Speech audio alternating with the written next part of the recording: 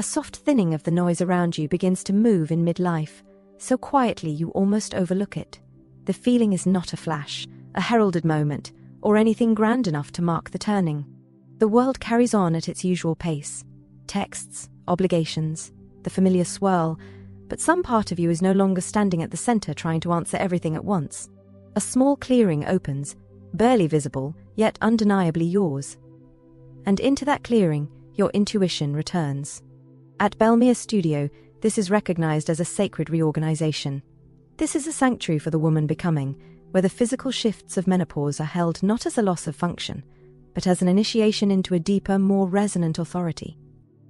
It arrives with a quieter power, like someone tapping gently on the inside of the ribs to get your attention, without the bright sparks once dismissed as overthinking or scattered emotion. It is possible to be halfway through agreeing to something when a wave of unease moves through the stomach, nothing painful, just exact. Or sitting with someone known for years, and suddenly the body grows alert in a way that cannot be rationalized. Reason may attempt to intervene. You are fluent at that. But this time the body holds the feeling steady, as if placing a slipped note into your hands, creased, significant, unmistakably meant for you. You are not imagining this. Menopause reshapes the inner world in ways few people prepare you for. You hear more than before, with a directness that reason cannot touch. You feel the truth of a situation before reason steps in to translate it. You sense someone's motives before they finish smiling. You know which spaces nourish you, and which ones quietly drain you within moments of entering them. Clarity changes the terrain. It doesn't always simplify the days. Sometimes it complicates them, especially in the beginning. Because it is no longer possible to pretend you don't know what the body keeps telling you. That part feels like a homecoming you didn't realize was missing, marked by a quiet grief for the years spent keeping the world steady. You remember the discomfort swallowed to protect others, and the days you made yourself smaller, tucking away your needs like secrets until you were nearly a ghost in your own life. You recall the seasons when intuition pounded on the walls, only to be smoothed over as sensitivity. Looking back is tender now, a dawning trust in the inner compass that was trying to guide you all along. Consider the energy it took to maintain those walls. Think of the internal scaffolding built just to stay accommodating. In midlife, that scaffolding begins to creak. It isn't that you are becoming less capable, it is that you are becoming less willing to support structures that do not support you. The thinning of patience is actually the thickening of self-respect. The remarkable thing about intuition is that it holds no grudges. It simply returns the moment room is made for it, without carrying accusations or bitterness for the years it wasn't heard. And menopause, through the dissolving of roles, the thinning of tolerance for what drains you, the steady insistence on truth, creates that room without consulting a schedule. The wise woman begins to stir, as a felt sense of stepping into your own knowing at last. Intuition may speak now through sensation, a quick tightening in the chest when someone crosses a boundary, a warmth that spreads through the body when something aligns deeply with your life, a grounded stillness when standing before a decision that truly fits. At other times, it is a subtle sinking, like the quiet drop of a coin into deep water, telling you that something is off even if it looks flawless on the surface. You may notice a shift in patience. Pretending feels thinner. Explaining yourself feels unnecessary. Intuition is cutting out the excess, the performances, the social padding once relied on to stay safe. You are accurate. The more the inner voice rises, the less willing you are to override it. Imagine this woman, the one you are becoming, moving through one afternoon a couple of years from now. See her in the kitchen, or walking through a crowded market, or sitting in a meeting. She is not brittle or guarded, but she is distinct. She's no longer a sponge for everyone else's emotional weather. When she walks into a room, she doesn't scan for where she can be helpful or how she can be liked. She scans for where she feels most like herself.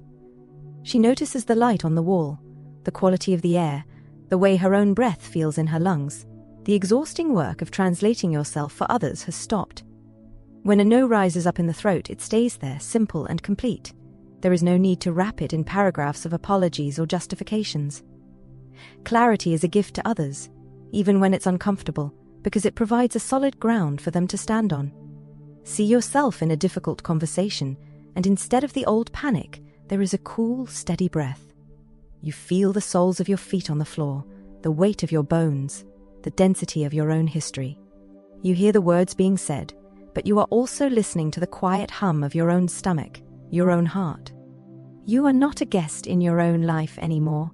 You are the one who holds the keys. This future version of you enjoys a different kind of beauty, a beauty that doesn't ask for permission. It's the beauty of alignment. You notice that the house feels different because you only keep what resonates.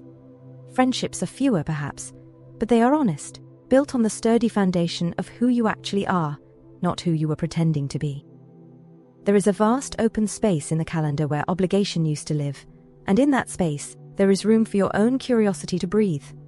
Mornings are spent differently, you consume differently, you love differently, you are finally living from the inside out. You have stopped abandoning the person you've always been, the one who always knew. She has walked back through the door, and this time, she has brought her own chair to the table. She is not leaving again.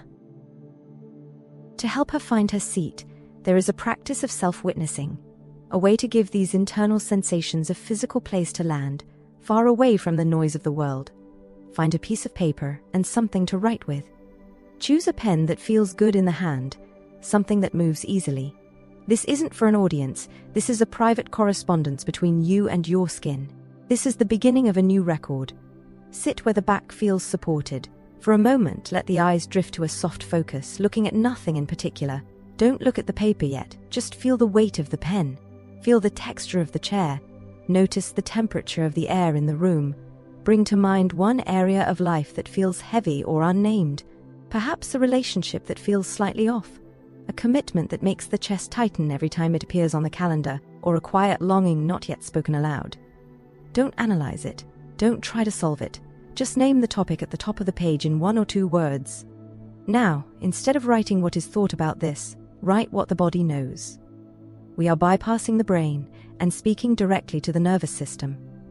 Start 3 different sentences with the phrase, "My body says." Let the pen move slowly, as if tracing the sensation itself. There is no rush to the end of the thought. My body says. There is a tightness in my jaw when I think of Thursday, a pulling toward the ground. My body says, I am holding my breath until the weekend, waiting for a permission that isn't coming.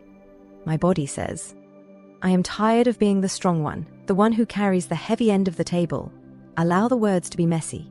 Allow them to be unreasonable or selfish by the world's standards. If a sensation doesn't have a word, describe the shape or the color of it. Is it a cold stone in the belly? Is it a fluttering bird in the throat? Is it a grey fog behind the eyes? Write it down. The bird wants to fly away, but the cage is built from a lifetime of keeping the peace. Once those 3 sentences are there, look at them. Really look at them. These are not just thoughts. They are biological data. They are intuition translated into ink. They are the slipped notes the body has been trying to hand you for months. Go deeper. Beneath those sentences, complete this one final prompt. If I were to be completely loyal to myself, the next small step would be, don't overthink it. Don't worry about the logistics or the how. Let the first thing that arrives fall onto the paper. It might be a single word: leave, stay, rest, no, more. Speak. Whatever it is, look at it with deep respect. There is no requirement to act on it this afternoon. You don't have to change your entire life by sunset. For now, this is simply an act of not looking away. It is an acknowledgement that she was heard.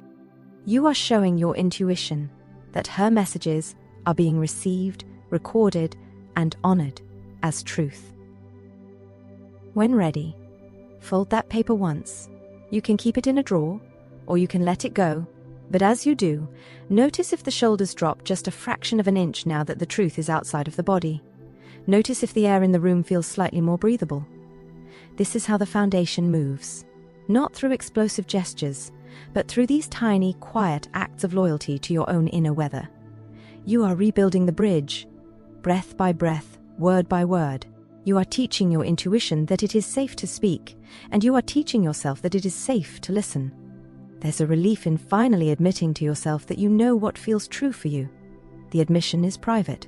You're sitting at a table, or in a shop, or on the edge of the bed, and something in you simply stops negotiating.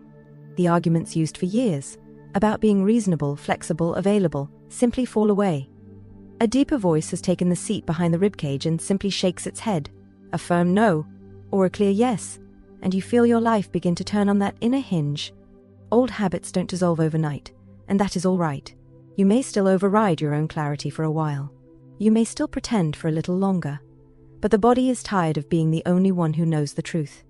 So it will keep sending signals, the heavy exhale, the lightness when you choose what fits. This is your intuition tracking the results of whether you listen or not. You don't need to turn this into a performance. You don't have to announce to anyone that the inner voice is leading you now. It's about being honest with yourself when no one else is watching. Honest about what feels like nourishment and what feels like erosion. You are allowed to live this way now, rooted more in what you sense than in what others approve. You've spent so many years being everything to everyone. Midlife is the season where your life starts to shape itself around you instead. Intuition is how that shaping happens. If this exploration of the inner voice helped you feel more grounded, please like, share, or subscribe.